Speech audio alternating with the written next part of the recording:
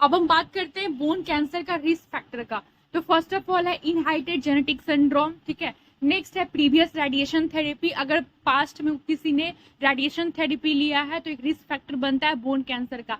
Next है chemotherapy, अगर chemotherapy patient ने लिया है तो एक चांस बनता है बोन कैंसर का। अब हम बात करते हैं स्टेजिंग एंड टीएनएम क्लासिफिकेशन। तो फर्स्ट ऑफ ऑल हम ये देखते हैं कि बोन कैंसर में हम स्टेजेस क्यों पढ़ रहे हैं कैंसर की, इसलिए पढ़े ताकि ये पता कर सके कि जो कैंसर है उसका लोकेशन क्या है और कैंसर कितना स्प्रेड आउट हो चुका है, ठीक है। तो स्टेज फर्स्ट की बात करते हैं, टीएनएम क्लासिफिकेशन के अकॉर्डिंग जो ये स्टेजेस दिया गया है। तो स्टेज फर्स्ट की अगर बात करें तो कहता है कि at this stage bone cancer is limited to the bone and has not spread to other area of the body. इसमें क्या होता है कि बोन कैंसर जो है लिमिटेड होता है, यानी कि वो सिर्फ और सिर्फ बोन तक ही सीमित रहेगा, ठीक है। वो बॉडी का अदर जो पार्ट्स हैं, यानी अगर बोन में कैंसर है तो ऐसा नहीं कि वो लीवर किडनी में माइग्रेट कर जाएगा, वो सिर्फ और सिर्फ बोन में रहेगा। स्टेज 1 की अगर बात करें तो, ठीक है, ये बोल रहा है।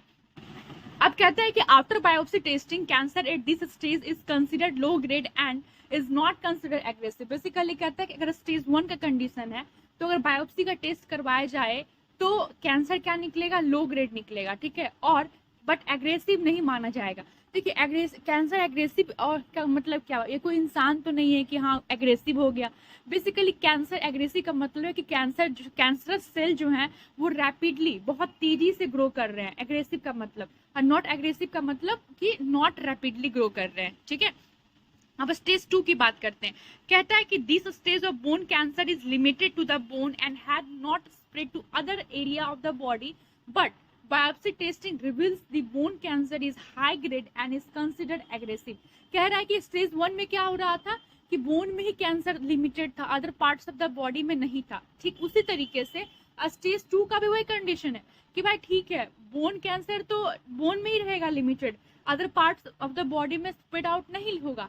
लेकिन अगर आप बायोप्सी का टेस्ट करवाओगे तो उसमें क्या हो रहा था, स्टेज 1 में लो ग्रेड बता रहा था बट इसमें हाई ग्रेड बताएगा। उसमें क्या था, कैंसर एग्रेसिव नहीं था। अब क्या है कि कैंसर एग्रेसिव हो चुका है, बहुत तेजी से क्या हो रहा है, ग्रो कर रहा है, कैंसरस सेल बहुत तेजी से ग्रो कर रहे हैं स्टेज 2 में, ठीक है। नेक्स्ट बात करते हैं तो स्टेज 3 की बात करते हैं। स्टेज 3 में कहता है eight this stage bone cancer occurs in 2 और मोर प्लेसेस और ऑन द सेम बोन। अब है कि उसी जिस हड्डी में, मान लीजिए कि पैर का जो फीमर बोन होता है उसमें कैंसर हुआ, ठीक है, तो इसी फीमर बोन में 2-3 जगह जो है, 2-3 लोकेशन पे, 2 या 2 से ज्यादा जो प्लेसेस हैं उस बोन का, सेम बोन में ही कैंसर जो है डेवलप होने लगेगा, ठीक है। स्टेज 4 की बात करते हैं। कहता है कि this stage of bone cancer indicate that cancer has spread beyond the bone to other area of the body such as brain, liver और लंग्स। अब क्या कह रहा है स्टेज 4 में कि बोन के अलावा जो other parts of the body हैं, यानी कि दूसरी चीज कह रहा है कि बियॉन्ड द बोन, बियॉन्ड का मतलब होता है बाहर, यानी कि बोन के बाहर भी माइग्रेट कर जाएगा, फैल जाएगा, जैसे कि ब्रेन है, लीवर और लंग्स है, ठीक है। क्यों ना एक बार थोड़ा सा रिकॉल कर ले जाए। स्टेज 1 की बात करते हैं तो पहला क्या बोला कि कैंसर जो है वो कहाँ रहेगा, बोन तक ही लिमिटेड रहेगा स्टेज 1 में, ठीक है। लेकिन जब आप बायोप्सी करवाओगे तो उसमें क्या बताएगा कि लो ग्रेड है, ठीक है, लो ग्रेड है और एग्रेसिव नहीं है, नॉट एग्रेसिव। किसमें था, स्टेज फर्स्ट में था, ठीक है। स्टेज 2 की अगर बात करें तो 2 में भी यही बोल रहा था कि ठीक है बोन में ही रहेगा, बाहर स्प्रेड आउट नहीं करेगा other parts of the body में, लेकिन क्या बताएगा, हाई ग्रेड बताएगा, ठीक है। अब हाई ग्रेड बताएगा और साथ ही साथ क्या हो जाएगा, एग्रेसिव हो जाएगा, बहुत तेजी से कैंसर सेल्स जो है डेवलप कर जाएंगे। थर्ड में क्या, थर्ड में बोला कि ठीक है कैंसर सेल तो बोन में ही रहेगा लेकिन उसका सेम बोन में 2-3 जगह जो है, दो या दो से ज्यादा जगह जो है फैल सकता है। स्टेज 4 की बात करें तो क्या बोला कि कैंसर सेल जो है बॉडी के अदर पार्ट्स में भी ट्रेवल कर सकता है, जैसे ब्रेन है, लीवर है, लंग्स है, बियॉन्ड द बोन, बोन के बाहर कहीं भी फैल सकता है। स्टेज 4 की बात कर रहा है, तो आई होप स्टेज 4 तक आपका क्लियर हो गया होगा। नेक्स्ट बात करते हैं क्लिनिकल मैनिफेस्टेशन की, that is sine and symptoms. तो फर्स्ट ऑफ ऑल कहता है पेन, पेन जानते ही हैं कैंसर का एक बहुत ही इंपॉर्टेंट सिम्टम्स होता है। कहता है a mass or lumps may be felt either or on the bone or in the tissue surrounding the bone. जो बोन का जो टिश्यू होता है, ठीक है, और जो बोन होता है वहां पे मासेस या लम्स जैसा फॉर्मेशन, ठीक है, वो दिख सकता है, मतलब फील हो सकता है, आपको महसूस होगा ऐसा कुछ, ठीक है। नेक्स्ट बात करते हैं। कहता है कि फीवर और tenderness, फैटिक, weight loss, anorexia. Anorexia का मतलब लॉस ऑफ एपेटाइट, फीवर होगा, ठीक है। तो ये सब चीजें जो है देखने को मिलेगी। अब हम बात करते हैं डायग्नोसिस की। डायग्नोसिस में देखते हैं, first of all CT scan करेंगे, ठीक है, एमआरआई करेंगे, पीईटी करेंगे, प्रोजेस्टेरोन इमिशन टोमोग्राफी।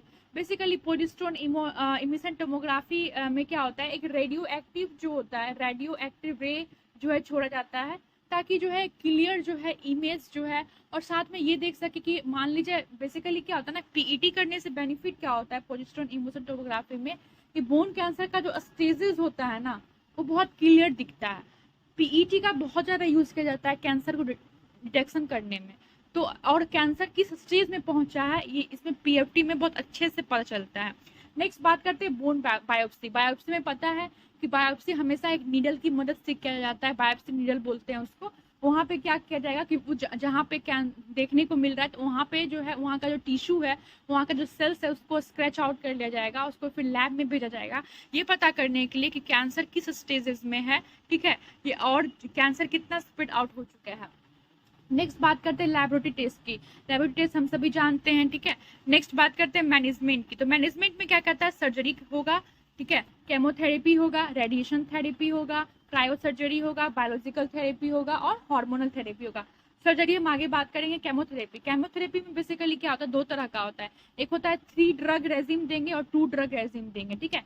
केमोथेरेपी क्या है, कॉम्बिनेशन ऑफ ड्रग्स है, तो इसमें 2 तरह का दवा चलाते हैं। 3 ड्रग रेजिम, 3 ड्रग रेजिम का मतलब है 3 दवा का कॉम्बिनेशन होगा। 2 ड्रग रेजिम का मतलब होता है कि 2 दवा का कॉम्बिनेशन होगा। तो 2 ड्रग रेजिम को देखते हैं तो उसमें सिस्प्लाटिन होगा, ठीक है, एड्रीमासिन होगा, या फिर आप सेकेंड जो ऑप्शन है ये है एड्रीमासिन में आप जो है इप्सोफेमाइड मिला दो, ठीक है। दूसरा 3 ड्रग रेजिम। 3 ड्रग रेजिम में क्या है, इसमें सिस्प्लाटिन और एडिमिकासिन और मिथेक्स्ट्रासेक, ये तीनों जो है सिस्प्लाटिन, एडिमासिन एंड मिथोक्स्ट्रेक, ये तीनों को मिला के 3 ड्रग रेजिम बनाया जाता है। तो आई होप केमोथेरेपी जो है आपका क्लियर हो गया होगा। नेक्स्ट बात है क्रायोसर्जरी। क्या है क्रायोसर्जरी, बेसिकली यूज किया जाता है लिक्विड नाइट्रोजन, जो है लिक्विड नाइट्रोजन का यूज किया जाता है। अगर आप मेरी इस वीडियो को देखते होंगे कैंसर के वीडियो को तो आपको पता होगा लिक्विड नाइट्रोजन का यूज करके क्या करा जाता है कि कैंसरस सेल को फ्रीज आउट कर दिया जाता है ताकि वो जो है किल हो सके। नेक्स्ट बात करते हैं बायोलॉजिकल थेरेपी की, ठीक है, और हार्मोनल थेरेपी की। हार्मोनल थेरेपी में क्या होता है कि जीन का म्यूटेशन किया जाता है। तो और जो बायोलॉजिकल थेरेपी है वो इसलिए दिया जाता है ताकि जो है अगर कैंसर बोन में है तो वो बोन में ही रहे, अदर पार्ट्स में ट्रैवल आउट ना कर सके। उसके बाद है बायोफोस्फोनेट, ठीक है। तो आई होप यहाँ तक आपको क्लियर हो गया होगा। तो हम एक सर्जरी की बात कर लेते हैं। सर्जरी में फर्स्ट ऑफ ऑल है ओपन सर्जरी, ठीक है, ओपन सर्जरी करते हैं। दूसरा है limb Salve surgery. Limb Salve surgery जो है बेसिकली लिम्स को बचाने के लिए है ना, लिम्स को प्रिवेंट करने के लिए हम करते हैं लिम्ब साल्वे सर्जरी,